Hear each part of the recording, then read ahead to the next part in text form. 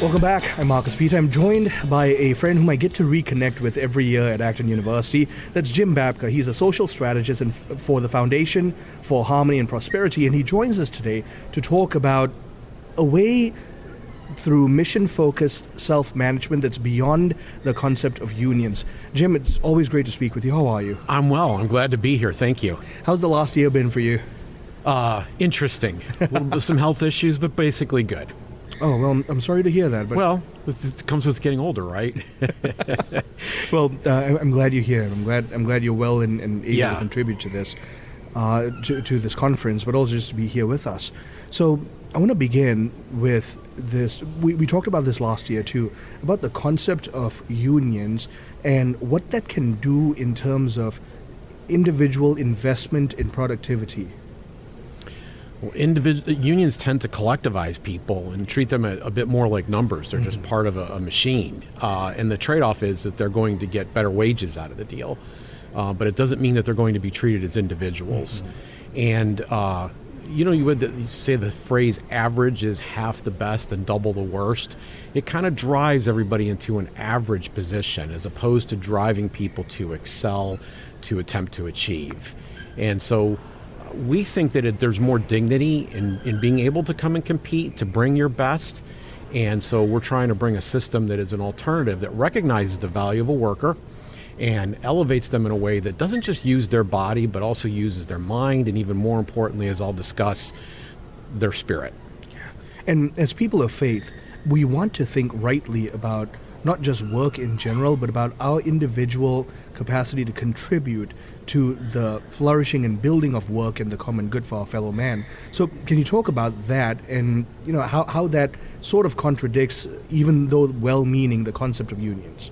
So the thing that I think surprises people the most about mission-focused self-management is that there are no hierarchical titles. There's no bosses. The boss is the mission. And a lot of times we focus on the fact that you don't tell me what to do or whatever, but I want to turn that on its head a bit and suggest that maybe some of us we as human beings aren't necessarily qualified to be master or dominant over other people. And that when we do that, we suppress kind of the natural creativity. So go back to Genesis now and let's look at the Imago Dei, which I will do with the group when we go through the session. And what is it that we're duplicating? What is it that God is telling us to be like? He's saying to be like Him, a creator. So we have stewardship, we have responsibility that allows us to take that image-bearing creativity and bring it to bear to the tasks that are in front of us, which includes serving our fellow man.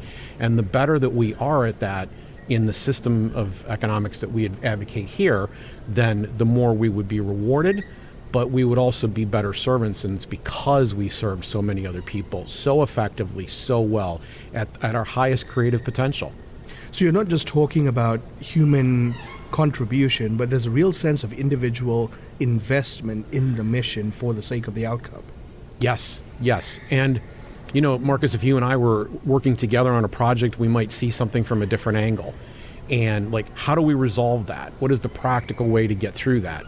And it could be any number of things. It could be something involving compensation, which is the union's number one preoccupation, but it could be involving safety. It could be involving expanded productivity. It could open up a whole new dimension to our business or expand our profitability.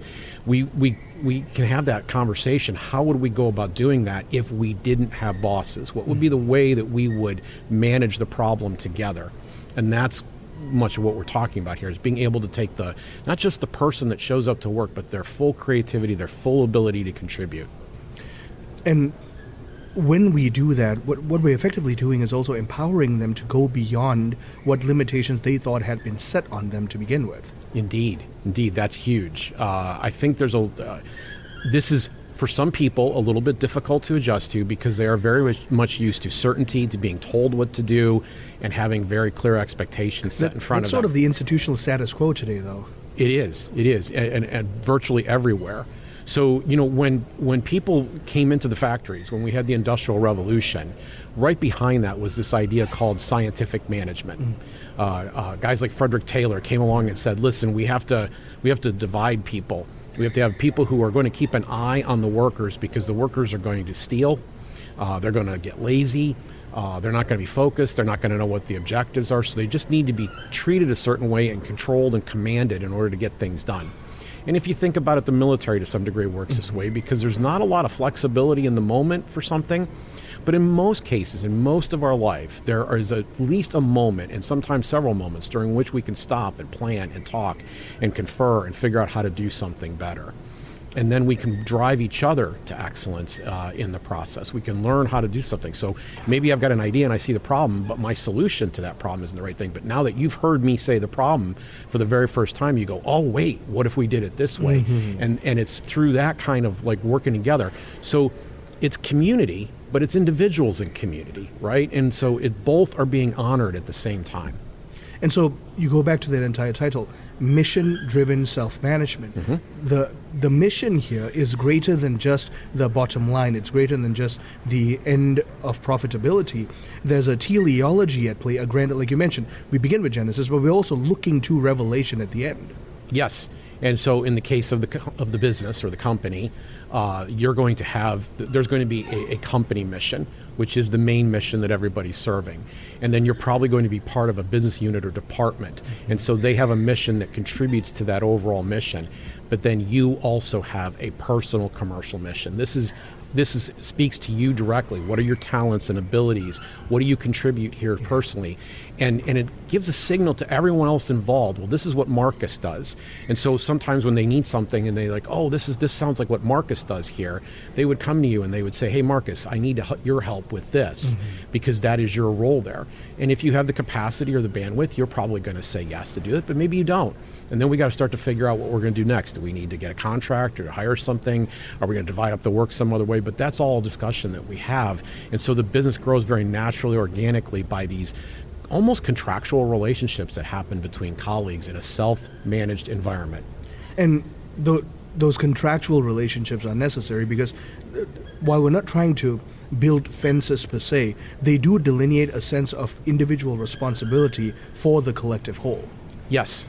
So, it's funny because a lot of people automatically assume that somehow or other when you say self-management, that there's some kind of socialism or maybe even some kind of anarchy at work here. Like, no, there's no bosses, so how can things possibly be coordinated?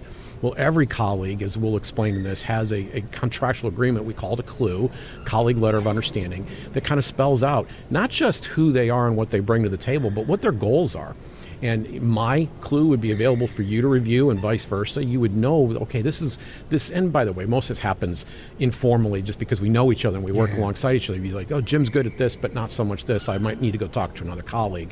And we kind of learn what each other's skills and talents are.